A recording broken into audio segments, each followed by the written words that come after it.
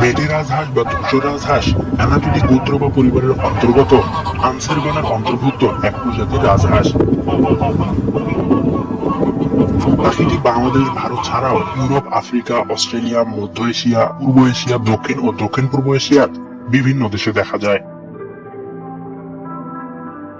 পুরো পৃথিবীতে এক বিশাল এলাকা জুড়ে এদের বিস্তৃতি। প্রায় 54,60,000 বর্গ কিলোমিটার এলাকা জুড়ে এদের আবাস। বিগত কয়েক দশক ধরে এদের সংখ্যা বেশ সন্তোষজনক হারে বাড়ছে। সে কারণে IUCN এই প্রজাতিটিকে ন্যূনতম বিপদগ্রস্ত বলে ঘোষণা করেছে। বাংলাদেশের বন্যপ্রাণী আইনে এই প্রজাতিটি সংরক্ষিত। মেটে রাজহাঁস আনসেরগণের আদর্শ প্রজাতি। লিনিয়াসের বৈজ্ঞানিক নাম প্রদান করার আগে এটি বুনো রাজহাঁস নামে পরিচিত ছিল। ইউরোপ ও উত্তর আমেরিকার গৃহপালিত রাজহাঁসের পূর্বপুরুষেরা।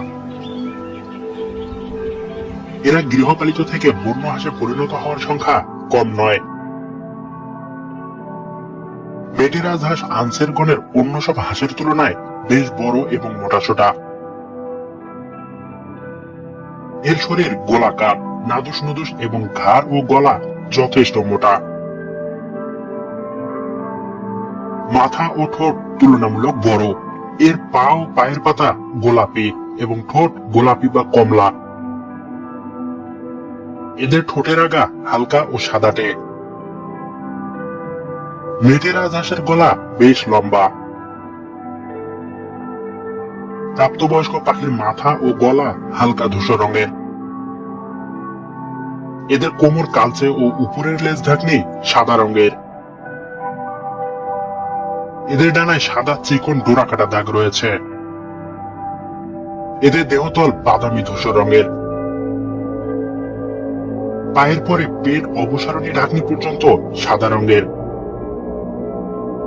ওড়ার সময় এদের ডানার ফ্যাকাশে সম্মুখভাগ স্পষ্ট চোখে পড়ে। স্ত্রী ও পুরুষ রাজহাঁস দেখতে একই রকমের হয়। পুরাতন বিশ্বের প্রায় সর্বত্রই ছড়িয়ে ছিটিয়ে এই প্রজাতিটি ঘুরে বেড়ায়।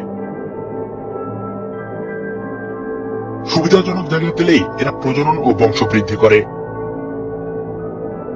একসময় সমগ্র ইউরোপ জুড়ে বংশবৃদ্ধি করলেও বর্তমানে কেবল দক্ষিণ পশ্চিম ইউরোপেই এদের বংশবৃদ্ধি করতে দেখা যায়। পুরো সমগ্র এশিয়া থেকে একদম চীন পর্যন্ত এদের দেখতে পাওয়া যায়।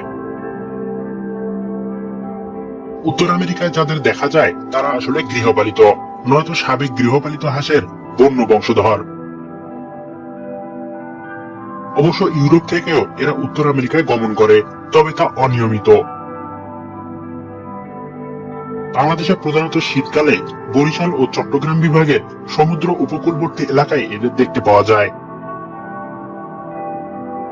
এছাড়া ঢাকা ও সিলেট বিভাগের বড় বড় হাওর ও বিলে এরা পরিযায়ী হয়ে আসে।